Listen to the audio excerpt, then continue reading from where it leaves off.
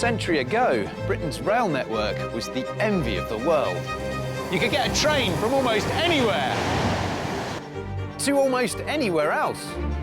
But many of these lines were considered unprofitable, and in the 1960s, Dr. Beeching was recruited by the government to come up with a plan that would stop the railways from hemorrhaging money. He famously brought the axe down on over 4,000 miles of track and 2,000 stations. Almost overnight, 30% of the network was closed down. 50 years on, I'm going on a journey to discover just a few of those lost lines. Feels like a lost world. Over the series, I'm going to meet colourful characters that remember the railways. I've got a dead body here, he said to me. Good Lord, the shafts had collapsed and died in the train. Visit the places that are lost but not forgotten. This is old railway archaeology through here. Oh, wow, look at this. And it is truly impressive. And experience what Britain was like at the height of the biggest transport revolution this country has ever known.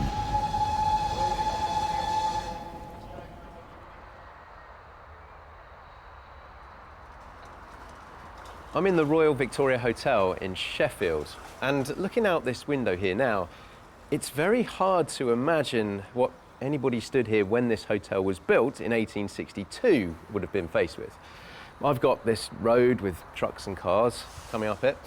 Anyone back then would have been faced right there with Sheffield Victoria Station, which was a real hub on the network of rail transportation across the whole of the country.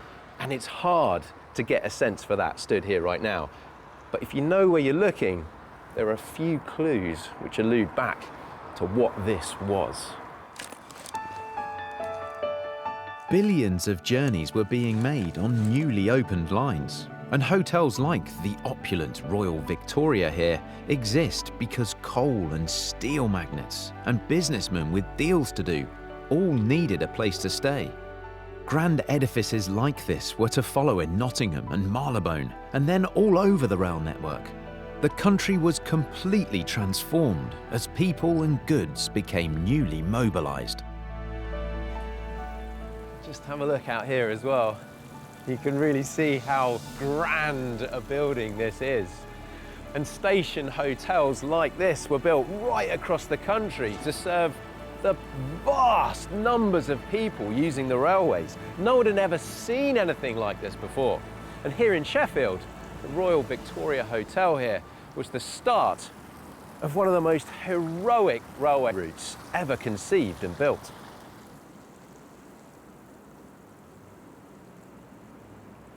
And really, what is just a stone's throw away from the hotel, I've now entered what was the station. This was an entrance into the station. These are some of the original Victorian tiles. Over 100 years, these tiles have witnessed people sprinting up here to try and catch their train. So up the steps, up to the ramp, into what was, this would have been platform 1, and there are a few little telltale remnants of the station that was here. If you look up here, you've got these iron beams, these cantilever beams that would have come out supporting the canopy above the platform. And then you've got this doorway here, and these windows and doors, entrance onto the platform and into the station. Back then, I would have walked up here and I would have been entering a train station. I would have smelt that, I would have felt that. It would have been all around me, the sounds. Now, it's just a car park.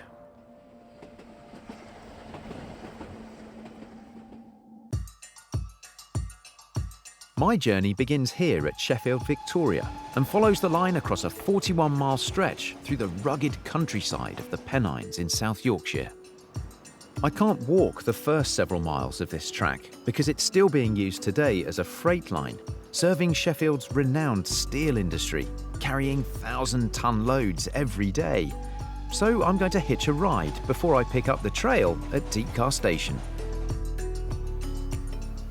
So this is the engine that's going to set me off on my journey here. The Woodhead line was originally built as a freight line And the first part of it still serves the same purpose, just as it did over 100 years ago. There's only one train per day though, and I don't want to miss it. Am I right to come aboard? Yeah, no problem, mate. Lovely, thank you.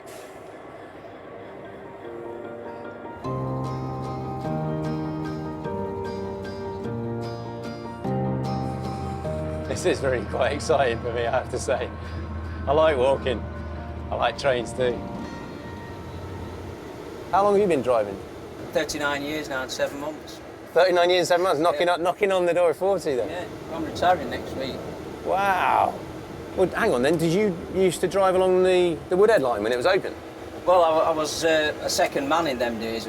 Yeah, we used to, my depot was Rotherwood and we used to go up and down the Woodhead. That was my depot for 3 years. So your depot was Sheffield and you'd be then going across to Manchester every day and back? Yeah. Over to Manchester? Yeah. Were you always freight or you passenger? Oh no, we're always freight. Always freight? Yeah, always freight, yeah. I mean, was freight the majority of the traffic on the Woodhead line? Oh yeah, definitely, yeah. Yeah.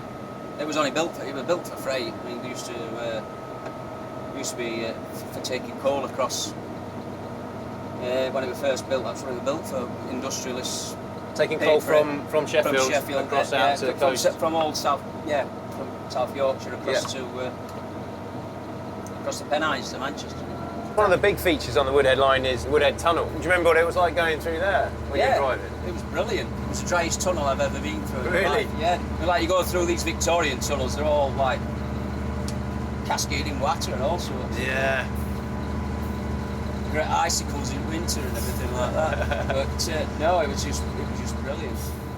You are the last of the Woodhead line drivers. Well, yeah, I am. And you finish next week? Yeah. What are you going to do with all your time in retirement then? I've got myself a nice little part-time job. Doing what? Driving trains. Have you? Yeah. 2 days a week. 2 days a week, just come back to driving trains? Yeah. Once it's in the flood, it never leaves you, does it? No, I don't know.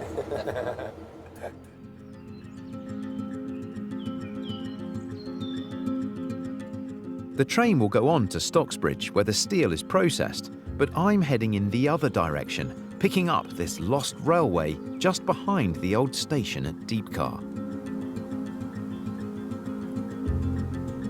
This stretch of the line hasn't seen a train since 1981 when it was closed and the tracks were taken up. It's very much back on the trail towards Manchester now, the old railway line. And if you weren't convinced this used to be an old railway line, just look around. You've got old lengths of rail back there, all these sleepers just littered about. I mean, it really is just abandoned and left. There are little clues kicking about. Look, the old lamppost up there. Can't imagine the last time that was actually used or turned on. I mean, this really is a lost railway. Feels like a lost world.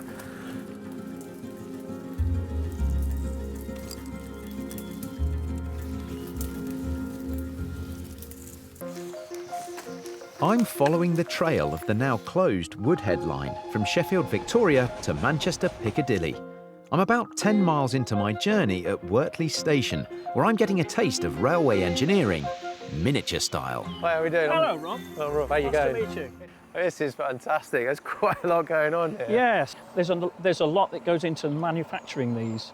I mean, they're all made by ourselves. A lot of them are machined from bare metal. Is there an element of kind of big boys with big toys here, this kind of thing? Well, of course it is. Some of us have never grown up. I think when you retire, it's important that you keep yourself healthy, to have pastimes. Because if you don't have anything, you're dead within 4 or 5 months of giving up work. So something like this keeps the old grey matter turning over, keeps your fingers active and the rest of your limbs working. And look at you, you're 110 now and still going strong. Oh, I'm ready in that way. Are there memories of the old Woodhead line here? Oh, yes. And how it would run? Many of the members here can recall seeing the steam locusts coming along. Yeah. And I did 20 years on the railway, so... Oh, did you? Yeah, and I... So you've never retired then? If well, you're back no, there? I've never retired. Well, you know, you never retire really, do you? You've always got something to do. Can we have a little ride? Yeah. Wanna hop on?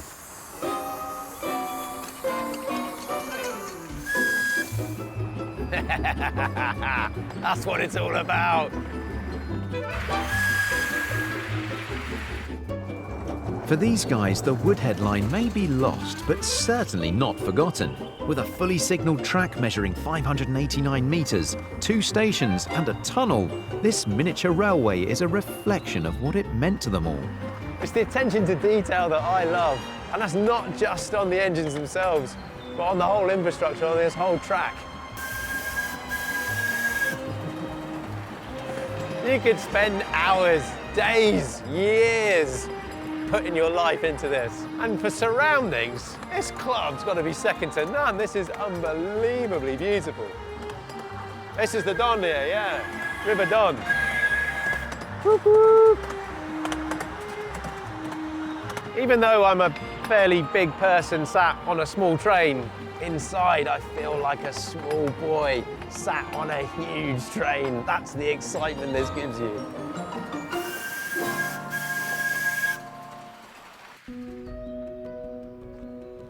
I'm back on the Woodhead line now, and my next stop is Thurgoland. This is now just a lovely woodland public footpath. It really is gorgeous.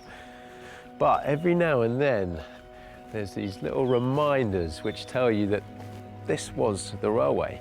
And in fact, when you've got these sidings like you have right here, it doesn't take too much of a stretch of the imagination to think, yes, this was the railway. It's almost like they've just lifted the rails, the sleepers and the ballast, and everything else has remained the same.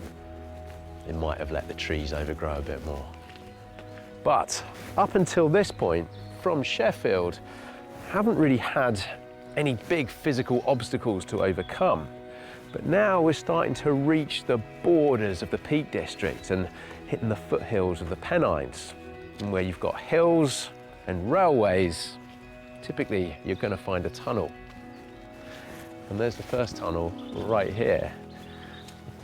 This is the Thurgoland Tunnel. So the path very much wants to take me off that way, but up here, yeah, there it is. This is the original tunnel. Hard to see from here, actually, how open it is. We've got this great big mound of soil there, but let's go and have a look.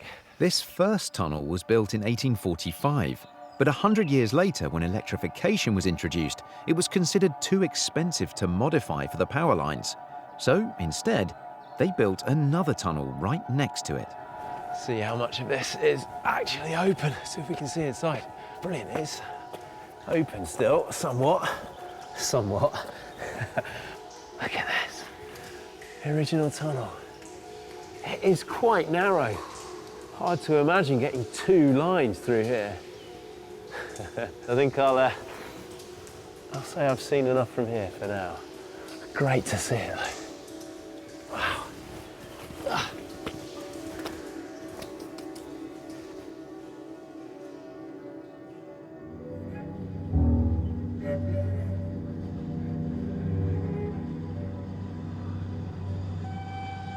I can hear trains.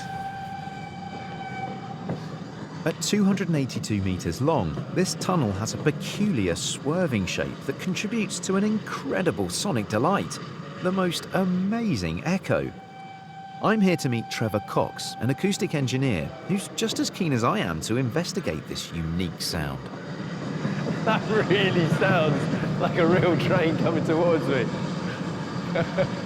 This is amazing. Trevor, am I pleased to see that this is just a laptop and not a train actually hurtling towards me? Yeah, good to see you. It's just a bit of sound effects, but it's really atmospheric, isn't it? So what you can hear is reverberation, first of all, which is the sound lingering in the space. Okay. But there is an effect in here that you might have noticed, a sort of strange warbling sound. If I clap, it might be a bit more obvious. Go on. If this is unique, I'm going to go for my little warbling effect here now with that clap.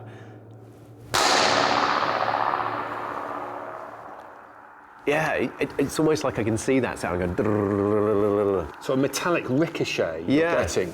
And that's peculiar to this shape. It's actually a horseshoe shape, it's curved. Yes. And those curved surfaces cause focusing. They mean reflections arrive in bunches. The other thing is you have to learn to kind of shout as well as an acoustician.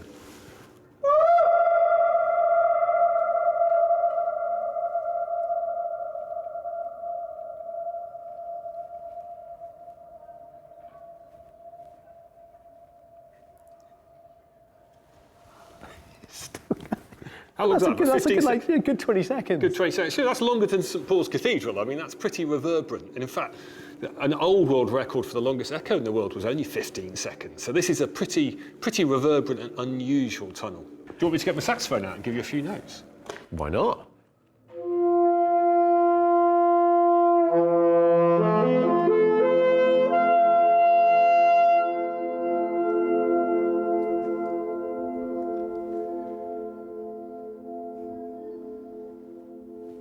That sounds like an organ. It like does. A rich chord on an organ with, I don't know, 6 notes being played. Do you remember that was absolutely fantastic experience. And I've not just heard that, I've felt it. It feels like I've seen it and everything. I will leave you to it though. Good luck with the busking. Not the heaviest footfall along here, but the advantage is you can get people who can't even see you. Your reach is so wide. I need to earn my bus fare home anyway, don't I? Thank you. Take care. Cheerio.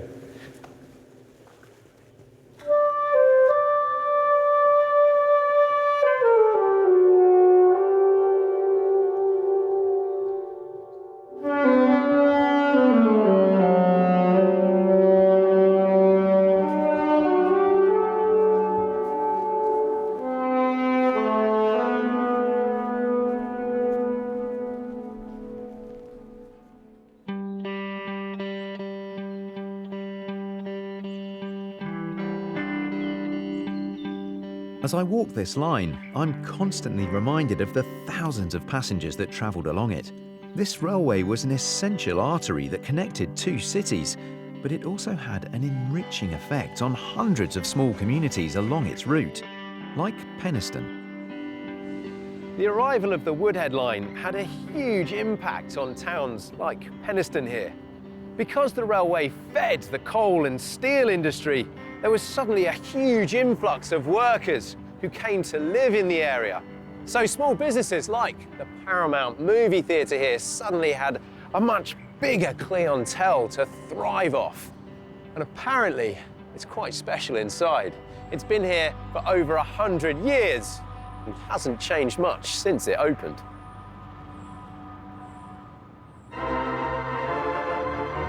With the flood of potential customers using the new rail link and the cinema in its infancy, the Paramount Theatre was the place to be. But this auditorium has more to offer than silent movies. To provide a premium night of entertainment, the impressive organ was the star attraction.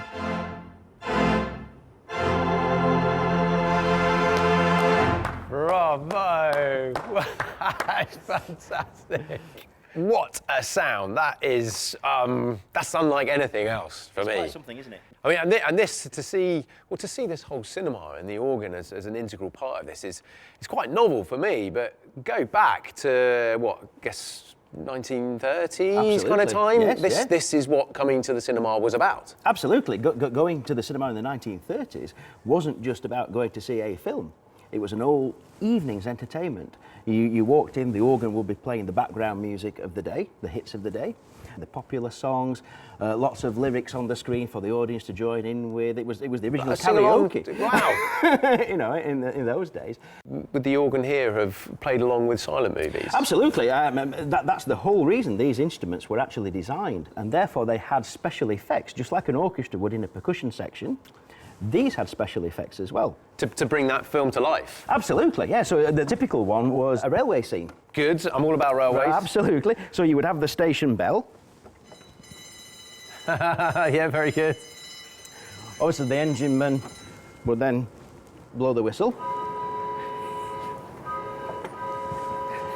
And then the train would start to depart.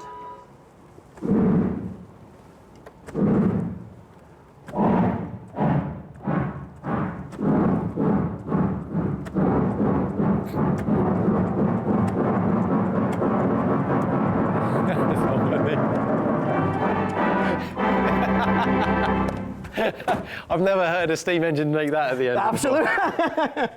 Where is that sound coming The from? sound is coming from under the stage. Just under the stage here at the Paramount, there are over 1,200 organ pipes. I think a lot of people might think, you know, this is it, you wheel the organ in and that's where the sound comes from. This is just... Not at all. This is the tip of the iceberg. It's the tip of the iceberg.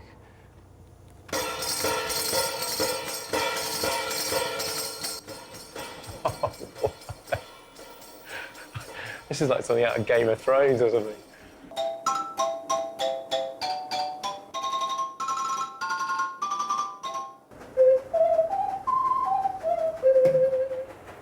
It's an incredible puzzle trying to figure out where in this maze of sound each noise is coming from. I mean, he talks about it being an orchestra, that organ. It's a physical orchestra down here. Horns, pipes, the percussion over there, xylophones, bells, whistles, you name it, it's down here.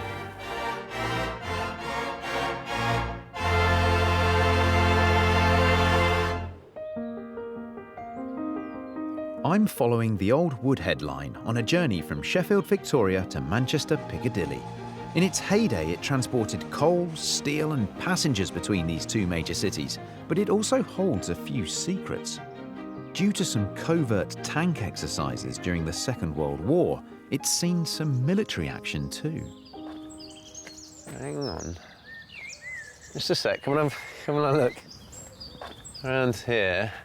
Now, this is kind of hidden away in the overgrowth here, but you've got to ask yourself, what is a brick concrete ramp doing in the middle of nowhere like this?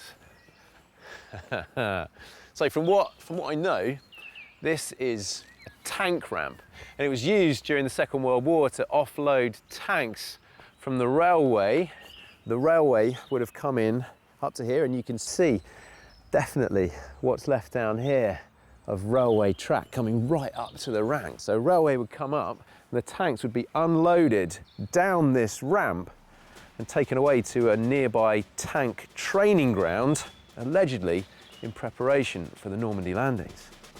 So what looks like a pretty useless piece of brick and concrete left here now, actually a really important part of our history. I'm so pleased I found it. I'm walking towards Peniston Station now, which was a busy junction back in its heyday. It had 6 lines running through it, with an adjacent steelworks. There are still lots of hidden relics along the footpath, even an old train turntable pit, now lost to nature.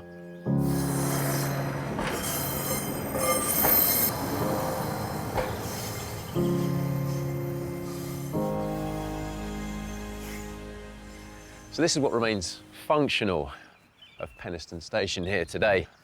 Now this is the line between Sheffield and Barnsley up to Huddersfield, but the closed part of the station, you've got the station building just behind us there, no longer used as a station. This is an original, a little shelter here. You can see with the cast iron. It's beautiful. It's hard to imagine those multiple lines and 360 odd trains a day coming through here, passengers and freight. It's all just quite quaint now.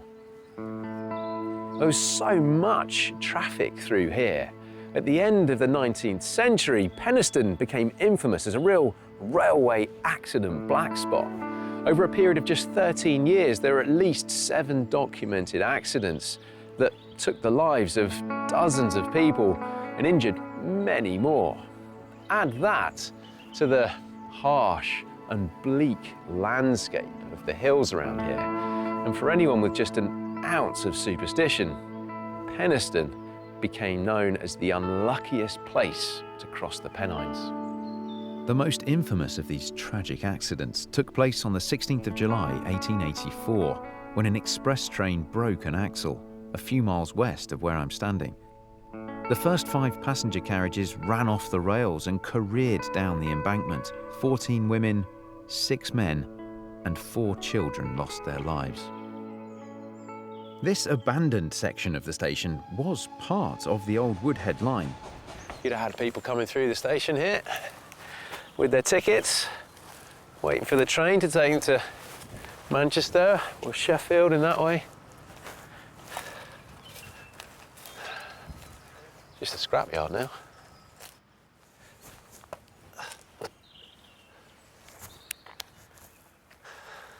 Little blocked off doorways along here that are all bricked up now. Head of the entrances out from the station, out onto the platform. For a lost and abandoned line, something quite nice about coming through the station here, between the platforms, is just how clear and open it is. If I'm going to stay true to the Woodhead line route, I think I've got a slightly more challenging journey on to my next stop. I'm about 17 miles into my journey and heading for Dunford Bridge, where the Woodhead Tunnel begins. But before that, I want to take a look at the Cliff Folly, an intriguing structure that has a surprising connection to the railway. Oh, nice tight little spiral staircase. Here we go. Very good. Legs at the ready. Local farmer Jeff Pears rebuilt the Folly after the original structure collapsed in 1997.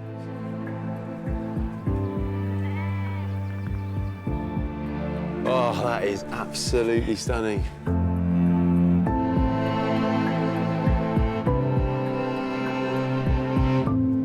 Tell me about the man who built this originally. The original tower was built in 1856 by a man called Henry Richardson. He was a linen merchant. Okay. And he was also the first mayor of Barnsley. Wow. So probably quite an affluent man then, perhaps. I would imagine being a linen merchant, he would be. Yeah. So he built Cliff Folly. He built the Cliff Folly.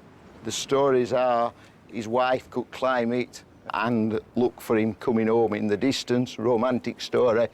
Coming home on the Woodhead line? Well, it makes a good story. That's a great story. Because I can imagine you'd see that. You know, at the time, we're talking about steam engines. Yeah. So you'd have the puff of steam and smoke coming along. That's the Victorian mobile phone call on the train home. I'll be home in 45. That's right. Yes. How far can you see from up here? Because, I mean, I will say it, but it's a very general statement. I can see for miles, Jeff. We can see Kingston Hull, so that's 80 miles away. And so off there in the distance is where it would go into the Woodhead Tunnel. Into the Woodhead Going Tunnel. through that hill on the horizon. Yes. That's where I'm headed. But it's great to see. It's great to get the perspective from up here. I mean, this is a view unlike any other, isn't it? Well, we think so. We think so.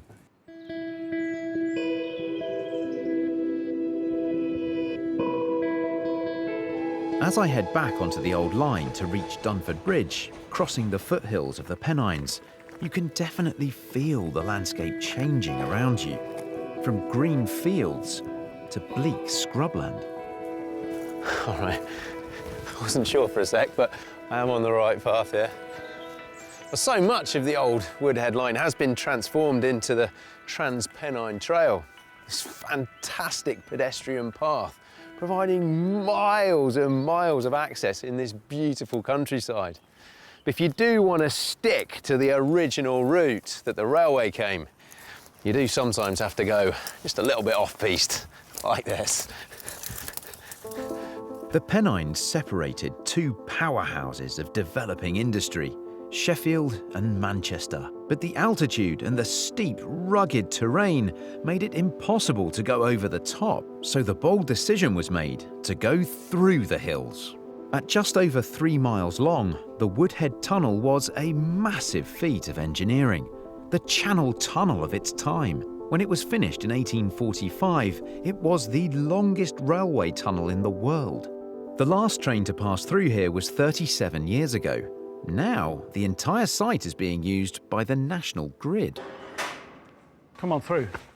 You see the tunnel ahead of us there. We've got 400,000 volt cables running through there from power stations in Yorkshire across to the northwest, supplying hundreds and thousands of homes and businesses. I love that because so much of the Woodhead line is overgrown and it's not used and it's not really relevant to people's lives.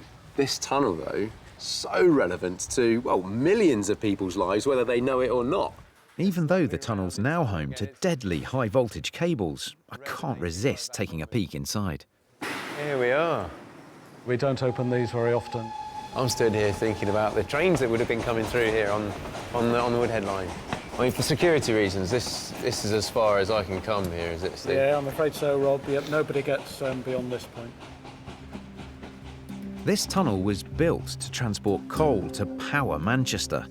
Now it's doing the same job, but carrying electricity instead.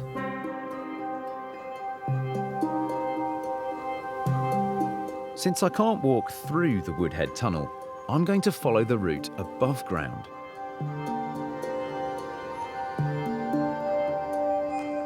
Up here, I can get a sense of the depth of the tunnel. Hidden amongst this rugged landscape are 5 vertical shafts that were crucial to its construction.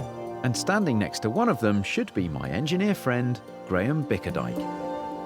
It's nice to see a human face. I've only seen sheep for the last hour or so. What are you photographing here? This was, believe it or not, one of the shafts for the construction of the tunnel. Is this one of the shafts? Yeah, this is shaft 3. There were, behind us is number 2. There were 5 in total. I'm glad you say that. I mean, this isn't necessarily what I would have expected from one of the shafts, but I now know I'm back on top of the Woodhead tunnel. It's about 500 feet deep. Took a little over 2 years to sink it. Goodness me. And there were 1,500 men involved in the construction of this tunnel. You're looking at about 1 in 50 dying during the course of construction. Yeah. These people were exposed to a level of danger that we cannot imagine today. Explosions, falls down shafts, collapses. It's a hideous place to be, and the railway network we rely on today was built in those circumstances, and we lose sight of that. And it's built on the sacrifice of all those men who were digging there. The navvies were a rowdy mix of hard-working, hard-drinking Englishmen and Irishmen who lived in squalid huts along the route of the railways they built. Unfortunately, they were the first to fall foul of what would be considered today outrageously negligent safety precautions. The reality is that for every mile of track laid throughout the UK, there was an average of 3 work-related deaths. 28 navvies died on this 3-mile stretch that I'm standing on right now. That's higher than the death rate at the Battle of Waterloo. Climb into this bucket, they'd be lowered down the shaft, and then they'd spend 8 hours, 12 hours at the bottom hacking away at the rock, and then come back up and then walk back to their encampment 1.5 miles away, and they did that for 2.5 years. The techniques involved were bizarre by modern standards, whereas now we use sort of laser-guided surveying equipment. This was plumb lines down the shafts and sort of 30-foot long wooden laths, they call, to measure the depth of the shaft. But that was engineering. That was the height of engineering. Absolutely the cutting edge. We ought to appreciate these things. This was the longest railway tunnel in the world, and you know, now it's reduced to a pile of bricks and concrete plugs in the entrances. There's something not quite right about that, I think. I agree. But I'm not going to let that sadden me, though, Graham. I'm remembering this for the incredible engineering feat it is, and that attitude of can-do for everyone involved in making it happen. But listen, I'm going to get on my way. I will leave you to... Great to see you. ...a bit more photography in this beautiful light. It's fabulous, isn't it? Oh, lovely. Enjoy your walk. Thank you. Wish me luck. Cheers. Cheerio.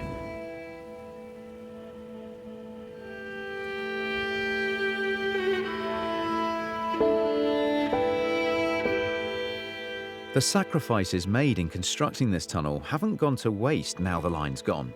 Rather than carrying coal and ferrying thousands of passengers, it now carries electricity for millions of people throughout this region.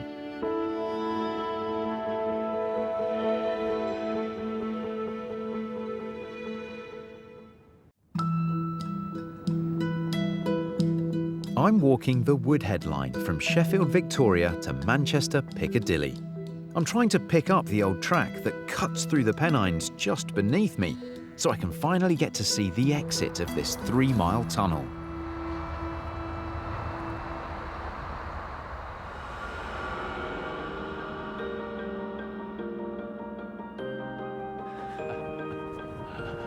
Oh, brilliant.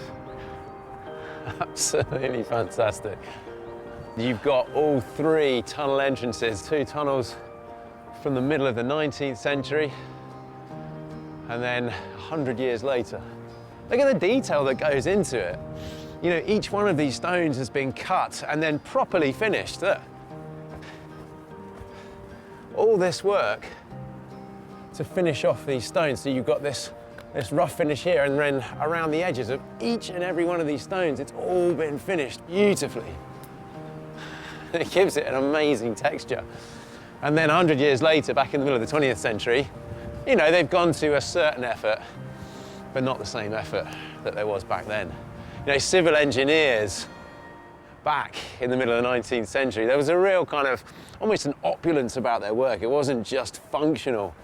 But what I want to point out specifically, that you've got pretty much what look like castle towers with all the castellations across the top, and that's all been removed now. But that's what I mean about that opulence of civil engineers back then. You know, beautifully functional, built to last.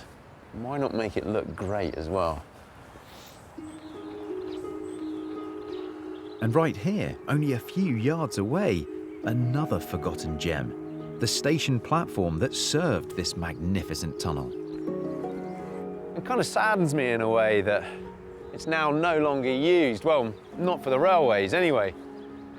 There's something that was, well, that still is so impressive, that really so many people paid the ultimate sacrifice for. We don't get to see it anymore. It's a very lost part of this lost railway.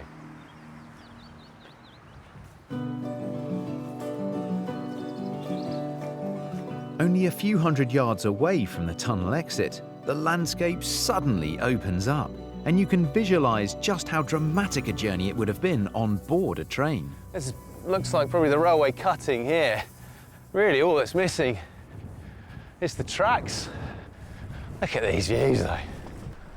This must have been one of the most beautiful train journeys in the whole of the country.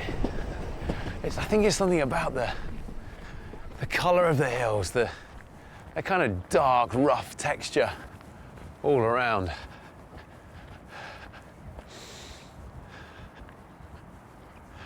Hello. Hello. Morning. Where are you headed?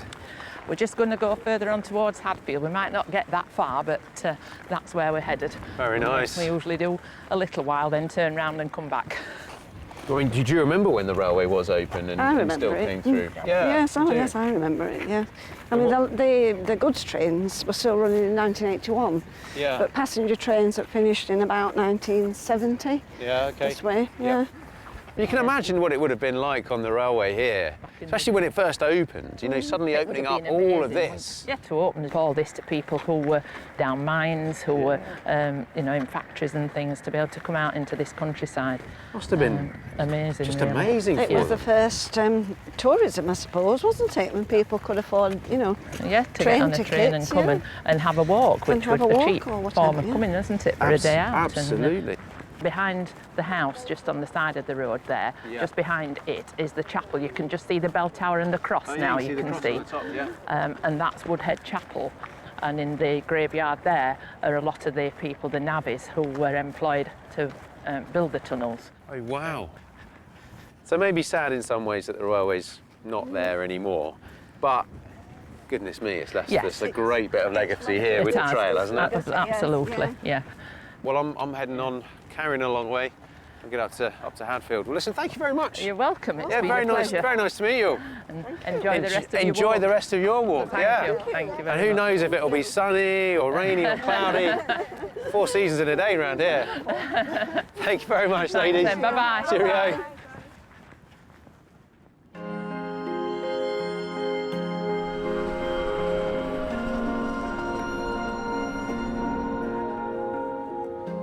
I'm not sure it's the right word, but there are remnants of the line and what used to be here littered everywhere around here. And I say that because I quite like it.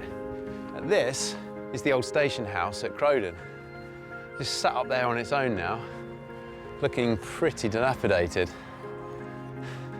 I'm sad to leave this beautiful landscape now, because I'm heading on further up the line to Hadfield, where I'm coming back into much more urban civilization. Sorry to leave all this behind. It's been a heck of a journey.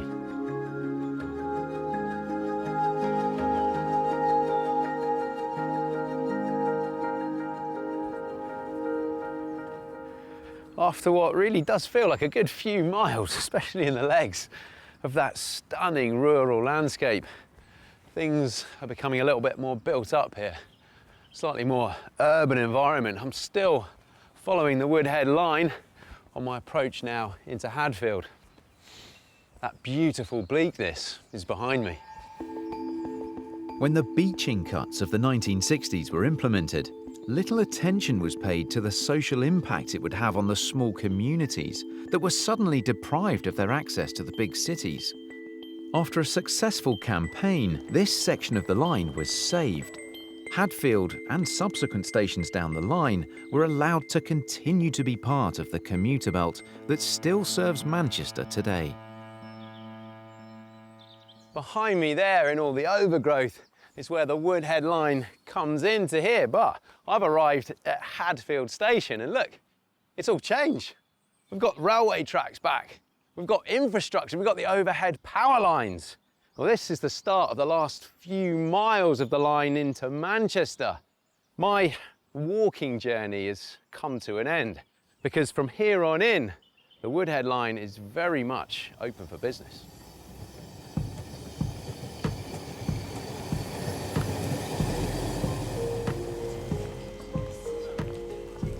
I get talking to local resident Caris Caser, one of thousands of regular commuters who use this service into Manchester Piccadilly almost every day.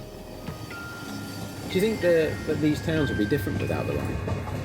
Oh, definitely. I don't think they would be as vibrant as they are now. The shops and the boutiques and the art galleries, because there's lots of places where along this line you'll find that there's a lot of people that are, you know, photographers, painters, writers. So the transformation of those towns like Glossop and Hadfield and Dinting just there almost has happened because the railway is here. Yeah. So have you enjoyed your trip? I absolutely loved it. The people you meet, fantastic. You know, they've all got stories. A lot of them remember the line when it was running all the way, Sheffield to Manchester, and just put so much kind of colour into maybe the black and white story that I had in my mind. I think I've got a really good flavour of the Woodhead line, both how it was and how it is now. Manchester Piccadilly. Ah, I know. I'm done now. I'm here. I've finished the line.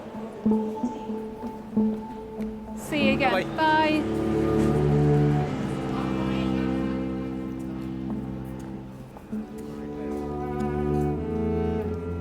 If I were to have stepped off this train in 1845 when the Woodhead line was first opened, I would have had to adjust my watch because there was no standardised time across Britain. Leeds, for example, was about 6 minutes behind London. So with the arrival of the railways, there was a need for a uniformity of time across the nation. And the decision was taken to base standardised time on London time, or Greenwich Mean Time. But it wouldn't surprise you that there was a fair amount of local resistance. And so for a while, certain towns and train stations had clocks showing two sets of time, local and London. And it wasn't until 1880, a good 50 years after the railways had arrived, that standardised time became a legal requirement.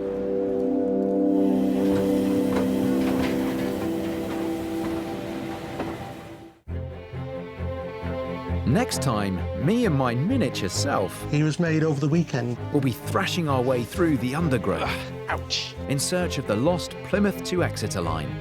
I'll be hanging around, sampling local delicacies. That's put a whole new bent on meat pies for me. I'm really excited about it. And I'll discover how trains can be useful as target practice.